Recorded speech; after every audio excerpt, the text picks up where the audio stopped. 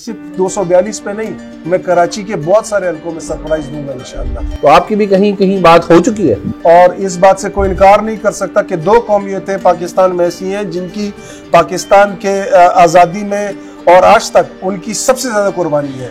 और उसमें सबसे पहले जो मैं नंबर दूंगा उन उर्दू स्पीकिंग लोगों को जो हिंदुस्तान से अपना सब कुछ छोड़ के यहाँ हिजरत करके आए।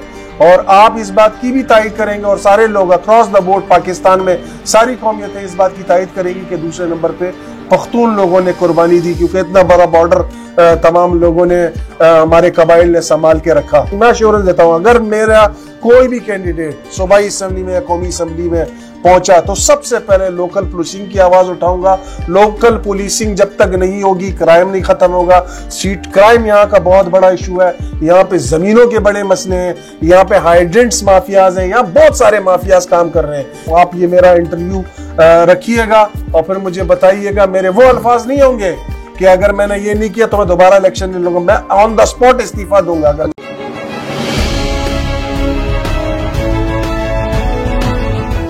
अस्सलाम वालेकुम नाजरीन, मैं इस वक्त मौजूद हूँ शहर कायद में और साल 2023 अपने आखिरी अयाम में है और जैसे ये साल ख़त्म होगा नए साल की आमद होगी और इस कराची शहर में और शहर के अलावा पूरे पाकिस्तान में इलेक्शन का जोर होगा।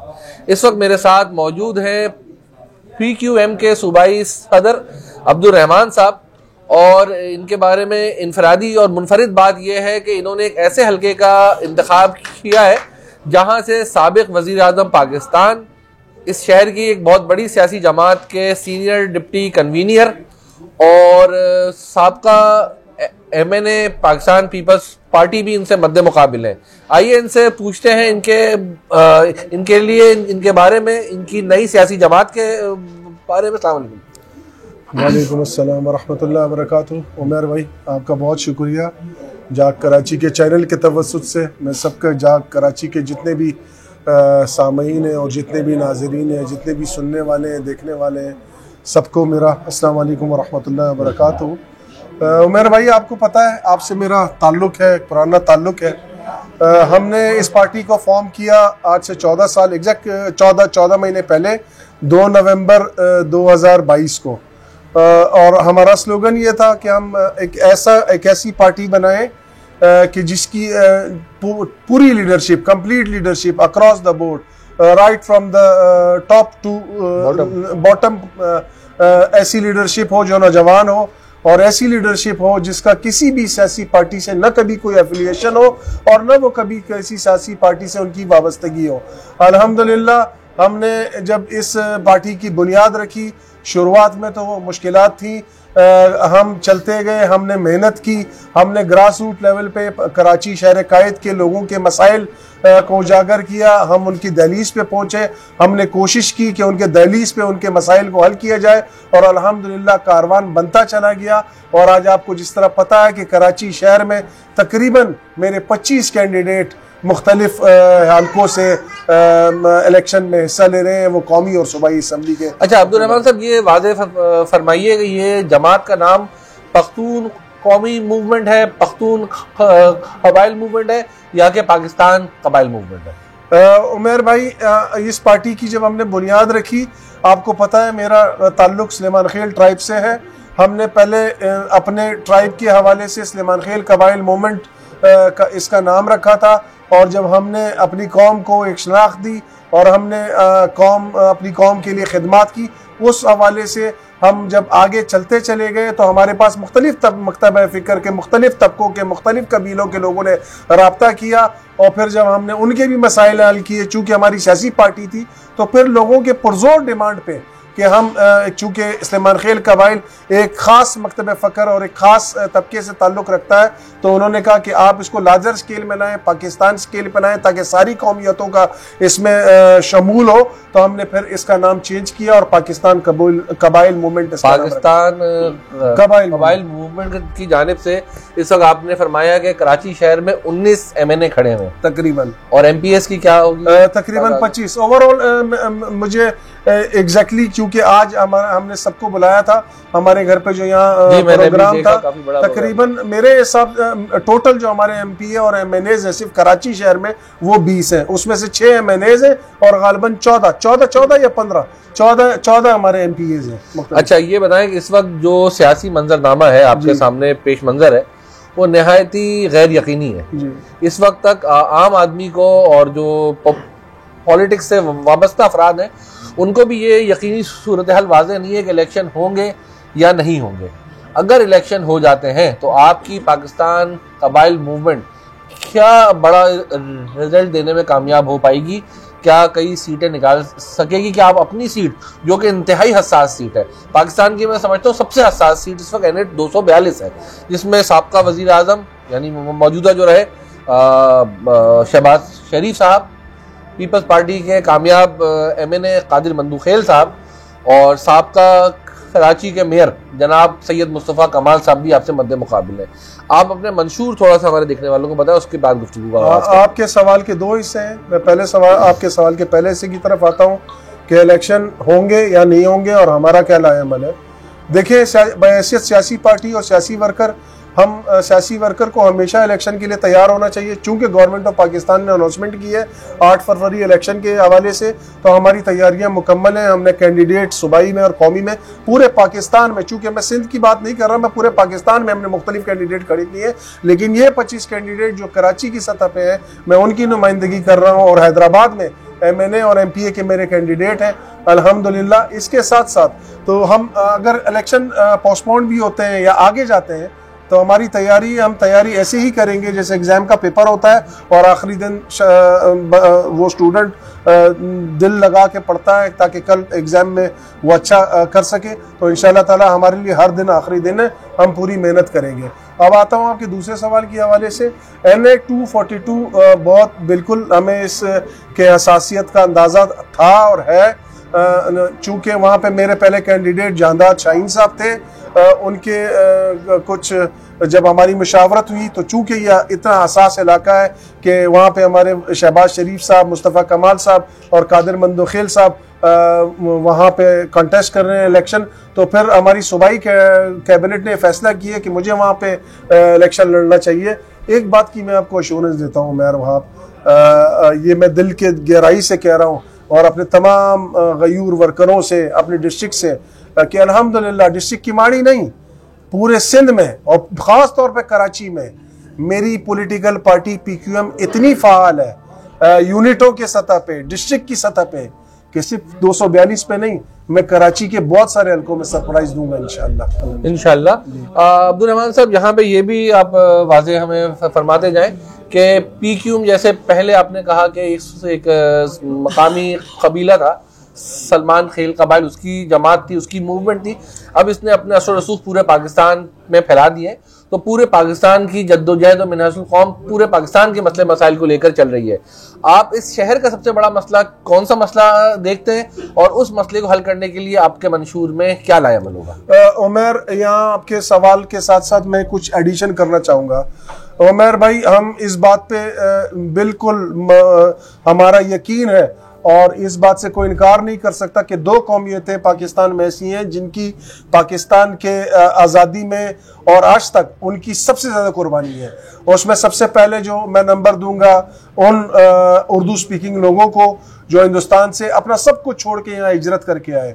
और आप इस बात की भी तायद करेंगे और सारे लोग अक्रॉस द बोर्ड पाकिस्तान में सारी कौमियतें इस बात की तायद करेंगी कि दूसरे नंबर पे पख्तून लोगों ने कुर्बानी दी, क्योंकि इतना बड़ा बॉर्डर तमाम लोगों ने हमारे कबाइल ने संभाल के रखा।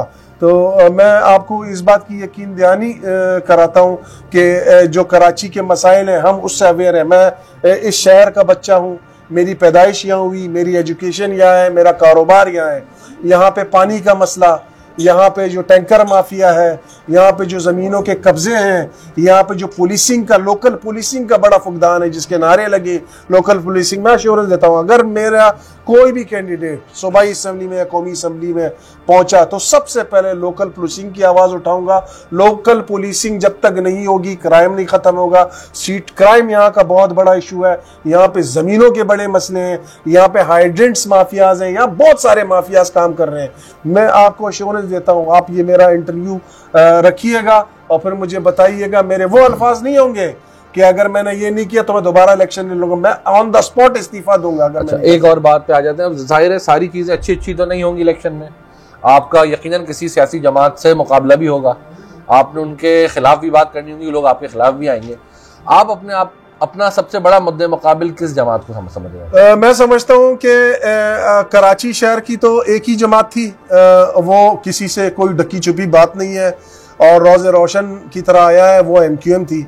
लेकिन चूंकि आपको पता है कि MQM के जो मसाइल हैं इस वक्त, वो मुझे शायद कैमरा इस बात की इजाजत ना दे। नहीं, आप दें, बिल्कुल दें। कि नहीं, क्योंकि मैं एक पॉलिटिकल पार्टी से ताल्लुक रखता हूँ, तो उसके बावजूद इंशाअल्लाह ताला वो जो MQM के लोग हैं, मुस्तफा कमाल साहब जी मुस्तफ़ा कमाल साहब हैं। मैं सिर्फ एक बात करूँगा, मुस्तफ़ा कमाल साहब के इसके माजरत के साथ मैं माजरत कर लेता हूँ कि उनके कॉल और फेल में बहुत ज़्यादा तजाद है। उनके सारे डे 1 से लेकर स्पीचेस, जब वो MQM एक थी तब के, और MQM जब अब लंदन और कराची को अलग किया गया है, आज की स्पीचेस, इसमें ज़मीन आसमान का फ़र्क है।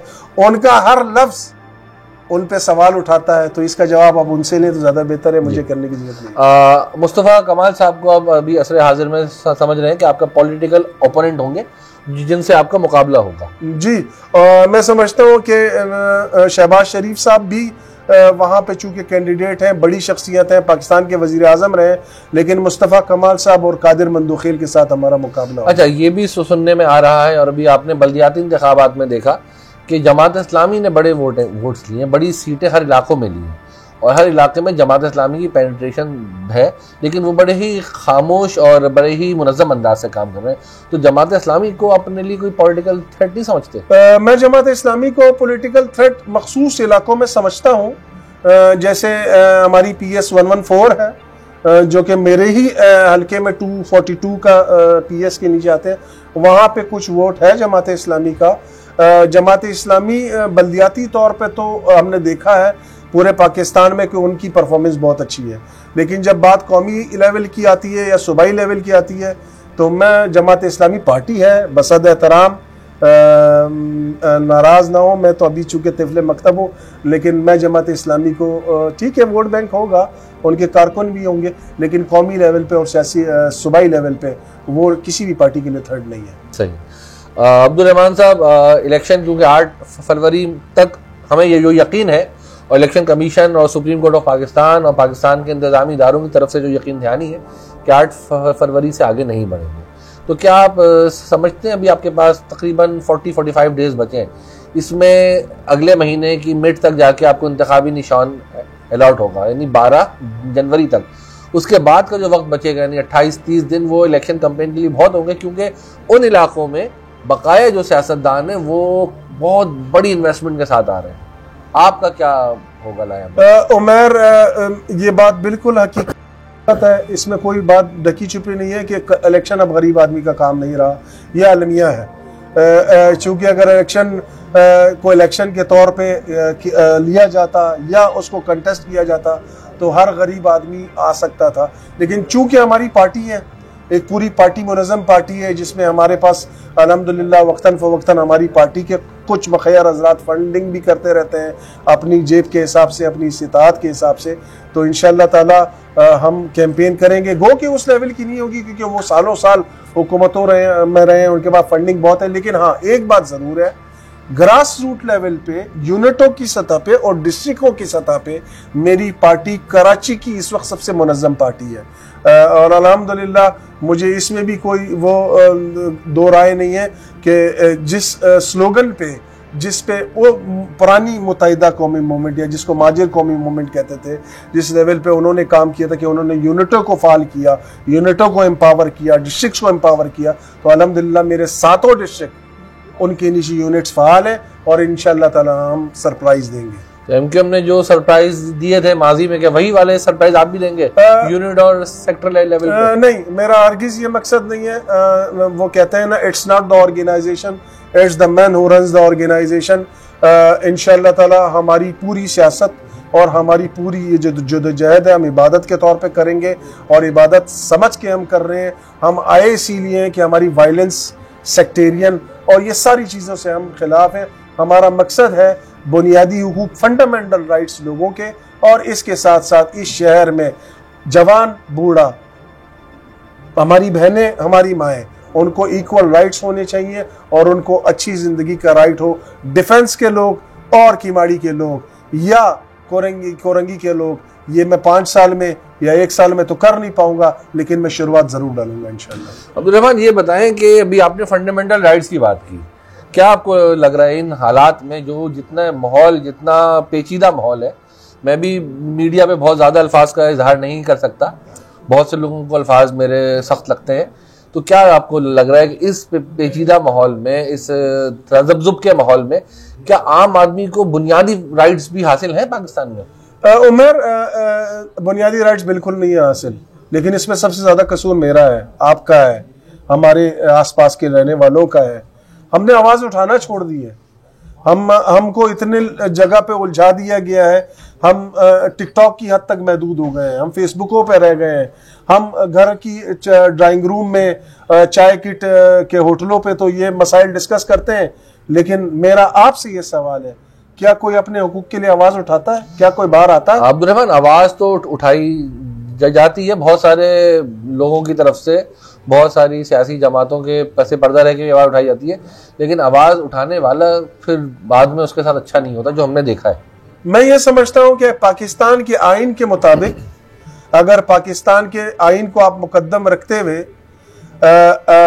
स्टेट की जो पॉलिसियाँ हैं उसको मद्देनज़र रखते हुए आप अपनी आवाज़ उठाएं, तो मैं आपकी इस बात से इख्तलाफ करूँगा बसद एहतराम कि आपकी आवाज़ सुनी भी जाती है, मुक़्तदर हल्के आपको देखते भी हैं। असल में आपका किरदार बोलता है, असल में आपका माजी बोलता है, आपका हाल बोलता है। अगर आपका माजी और आपका हाल, हम तो कमज़ोर हैं इंसान, लेकिन अगर करप्शन से पाक है, हम किसी क्रिमिनल एक्टिविटी में नहीं है और हमारा दामन साफ है, तो फिर हमारी आवाज़ सुनी भी जाती है और इंशाअल्लाह ताला उसको हर लेवल पे जब सुनी भी जाती है तो फिर उसको एड्रेस करने की भी कोशिश करते हैं। एक और बात मैं आपको बताऊं, उमर वहाब, आप यकीन करें इस 14 महीने में हमारे पास जितने भी लोगों के मसाइल आए, आपको सुन के हैरत होगी, हमारा रिजल्ट 100% का है। तो ये क्यों है कि मेरी जो नौजवान क़यादत है और मेरी जो डिस्ट्रिक्ट लेवल पे है, वो सारे मेरे और आप में से हैं, पढ़े लिखे लोग हैं, पढ़े लिखे नौजवान हैं और इस शहर के बच्चे हैं, और उन्होंने जाके थानों से लेकर हर हल्के में, हर जगह डीसी के पास, कमिश्नर लेवल पे, चीफ मिनिस्टर लेवल पे आवाज़ उठाई और उनकी आवाज़ सुनी भी गई और हमने मसले एड्रेस भी। अच्छा, यहाँ पे क्योंकि आपका ताल्लुक पश्तून जो है ज़बान बोलने से है, मैं दीगर जो दूसरी अक्सरियत है पाकिस्तान, हमारे शहर में उर्दू बोलने वाले, उनकी जानिब से एक सवाल आगे रखूँगा। क्या उर्दू बोलने वाले भी आपकी जमात को अपनी जमात समझें और आप उनके मसाइल के भी आइनादार होंगे, उनके मसाइल को भी उसी अंदाज से हल करवाएंगे जैसा कि आप पश्तून लोगों के मसाइल हल करवाने के लिए आगे बढ़ेंगे? मेरा स्लोगन और मेरे मंशूर वन लाइन एजेंडा है, खिदमत बिला तफरीक और अक्रॉस द बोर्ड, लिसानियत से पाक, मजहब से पाक। मैं आपको अश्योरेंस देता हूँ कि वो उसका ताल्लुक किसी भी मकतबा फ़िक्र से हो, किसी भी ज़बान बोलने वाले को, पाकिस्तानी शहरी हो और पाकिस्तान इस मुल्क के खुदादाद में रहता हो, हम उसकी आवाज़ बने हैं और बनेंगे भी इंशाअल्लाह। अच्छा, इंटरव्यू के हम चलते इख्तिताम की तरफ, आजकल बड़े ज़ोरों शोर से कहा जा रहा है कि भाई सड़ी गल बन गई है, हमारी बात हो चुकी है, तो आपकी भी कहीं कहीं बात हो चुकी है? मेरी ना किसी से बात हुई है, ना मैं शायद अभी उस लेवल पे आया हूँ, शायद मुझे वो कंसिडर नहीं कर रहे, लेकिन जब मैं ग्राउंड में खेलने आऊँगा, पैड्स बांधूंगा, बल्ला मेरे हाथ में आएगा, तो ये तो तब के सवालात हैं। फिर आप बल्ला जिनके हाथ में था उनके हाथ में भी नहीं रहा? उनके हाथ में नहीं रहा, लेकिन मेरे हाथ में रहेगा इंशाअल्लाह, क्योंकि मेरी पूरी कैबिनेट सामने बैठी है, आपके कैमरे के पीछे आप देख रहे हैं। मैं कोई भी ऐसा काम, न मैं न मेरी कैबिनेट, कि वो एंटी पाकिस्तान हो या जिसके पाकिस्तान की इमेज पे कोई फ़र्क आए, तो हमारी जानें इस मुल्क पे कुर्बान, हमारे आल वयाल इस बच्चों पे, इस मुल्क पे कुर्बान। हम ऐसा ना काम करेंगे और न कभी हमने सोचा है, क्योंकि पाकिस्तान है तो हम हैं, पाकिस्तान है तो सियासत। अब्दुल रहमान बिल्कुल सही कहा, लेकिन आप अभी सियासत में नए नए हैं, फिर भी बात आपने बड़े अच्छे से आगे बढ़ा दी। मैंने पूछा आपकी बात हो गई है? मेरी क्योंकि किसी इलेक्शन में ऐसे नहीं आता आदमी। मेरी अभी किसी से कोई बात नहीं हुई। मैंने आपको इस बात का जवाब उम्मीद दिया है कि होगी। अगर होगी तो किस बात पे होगी मुझे नहीं पता, किस लेवल पे होगी मुझे इसका भी नहीं पता। मैं आवाम को ताकत का सरचश्मा समझता हूँ। मैं आवाम के पास गया हूँ और मैं आपके कैमरे के तवस्सुत से ये पैगाम देना चाहता हूँ कि जिसने हमारी स्ट्रेंथ आजमानी है, स्ट्रेंथ किस बात की कि मेरे पास अफराद कुव्वत कितनी है, तो वो आ जाए, 242 में भी देख ले, मलीर में भी देख ले, उस इलाके को कॉर्नर ऑफ किया जाए और सिर्फ 24 घंटे के अंदर बोला जाए कि जलसा करें या कॉर्नर मीटिंग करें, तो आपको पता चल जाएगा कि मुझसे लोग कितनी मोहब्बत करते हैं और मेरे इन नौजवानों से लोग कितनी। एक आखिरी का बहुत बड़ा सवाल लूंगा, अगर आपसे कहा जाए कि 24 घंटे या 48 घंटे चले ले लेते, 24 घंटे बहुत कम हो जाएंगे, आपको इतना वक्त दिया जाए तो आप कितने हजार का मजमा इकट्ठा कर देंगे?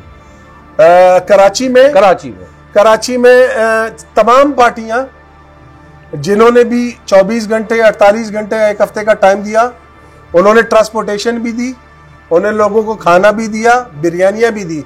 मैं विदाउट बिरयानी, विदाउट ट्रांसपोर्टेशन, मेरे वर्कर मुझसे मोहब्बत करते हैं, PQM से मोहब्बत करते हैं। मैं लाखों, 10 लाख का नहीं, लाखों का नहीं, ये नहीं, 50 से 75 हजार का मजमा मैं आपको 48 घंटे में इकट्ठा करके 100% 50,000 आदमी 50 से 75,000 इकट्ठे करेंगे। बिल्कुल, मैं तो आपकी बात बन जाएगी। मुझे बात बनाना या ना बनाने का तो मैं नहीं कहूंगा, बस अल्लाह से मेरी बात बनी हुई होनी चाहिए। मैं अल्लाह से इज्जत की दुआ करता हूँ। कुछ लोग जीत के भी सब कुछ खो देते हैं। मैं चाहता हूँ कि मैं अच्छा कॉन्टेस्ट करूँ, इलेक्शन अच्छा लड़ूँ, मुझे अल्लाह इज्जत दे, जीतूं तो भी अल्लाह इज्जत दे और अगर हारूं भी तो ऐसा हारूं कि आपके सामने कैमरा हाजिर है, आप अपने वोटर्स को, अपने सपोर्टर्स को कोई पैगाम देना चाहें? जो NA-242 के आपके लोग होंगे जो आपको वोट देने के लिए घरों से निकलेंगे, क्या पैगाम देंगे? मैं सिर्फ NA-242 से मुखातिब नहीं हूँ, मैं पूरे कराची और सिंध के आवाम से मुखातिब हूँ। आपने सबको आजमा लिया, तमाम पार्टियों को आपने आजमा लिया, मुख्तलिफ नारों से आपने आजमाया, मुख्तलिफ चेहरों से आपने आजमाया। आप आए, हमें करीब से देखें, आप देखें कि मेरे जितने नौजवान हैं, चाहे वो डिस्ट्रिक्ट के लेवल पे हैं, चाहे वो यूसीस के लेवल पे हैं, चाहे वो सूबे के लेवल पे हैं, चाहे वो मरकज के लेवल पे हैं, आया उनकी कभी कोई सियासी एफिलिएशन रही है, उनका किरदार पता करें, उनके इलाकों से पता करें, आप उनको वोट दें जिनको आप अपने घर की चाबी दे सकते हैं। अल्हम्दुलिल्लाह, अल्हम्दुलिल्लाह, मेरे जितने भी वोटर हैं, मेरे जितने भी चाहने वाले हैं, वो मुझे अपने घर की चाबी भी देने को तैयार है। मेरी इस कैमरे के तवस्सुत से सबको पैगाम है, एक दफा PQM को आजमाएं, PQM आपको मायूस नहीं करेगी। मैं आपको यह नहीं कहता कि मैं तारे ले आऊंगा, मैं आपके बुनियादी मसाइल हल करने की बुनियाद रखूंगा। अगर लोड शेडिंग किसी इलाके में 8 घंटे है तो मैं उसको कम जरूर करूंगा, खत्म अगर नहीं कर सका कम जरूर करूंगा। अगर कहीं हाइड्रेंट है, पानी नहीं आ रहा, तो हाइड्रेंट वाले इंशाअल्लाह ताला उनके लिए मैं रोना ख्वाब साबित होऊंगा। मैं उस इलाके के पानी लाने की पूरी कोशिश करूंगा। ऐसे नहीं कि कुछ लोग आए, असेंबली में गए, बर्गर उन्होंने अंडे का खाया, रहते वो डिफेंस में थे और फिर उनका पता नहीं चला, फिर उसके बाद कोई और आए। मैं NA-242 और मेरे जितने भी कारकुन हैं, मेरे जितने भी MNA और सूबाई के कैंडिडेट हैं, वो आप में से हैं, आपके इलाके में से रहते हैं। अब सवाल मुझ पे उठेगा कि मैं तो चूंकि गुलशन इकबाल का रहायशी हूं, मेरा ससुराल NA-242 में है, मेरे तायाजात NA-242 में है, मेरा कब्रिस्तान NA-242 में है, मेरा मरना जीना NA-242 के साथ है। आप निकले और गेट पे निशान लगाएं। ये थे मेरे साथ पाकिस्तान कबाइल मूवमेंट के सूबाई सदर और NA-242 से कौमी असेंबली NA-242 के उम्मीदवार अब्दुल रहमान खान साहब। यहाँ पे हम एक पैगाम देना चाहेंगे कि आप जिस किसी को भी वोट दें, चाहे वो आपके वोटों से मुंतखब हो के हुकूमत बनाए या अपोजिशन में जाए, आप उसके बाद भी उसके पास जाएं और उसके दिए हुए मंशूर के मुताबिक, उसके किए हुए वादों के मुताबिक उससे दस्ते सवाल जरूर रखें कि भाई आपने इलेक्शन में आने से पहले, जीतने से पहले वोट लेते वक्त मुझसे ये वादे किए थे। अब ये मेरा मसला नहीं है कि तुम हुकूमत में बैठे हो या अपोजिशन में, ये मसाइल मेरे हल करके दो। देखते रहिए ऑल अबाउट पाकिस्तान बाय जाग कराची। शुक्रिया।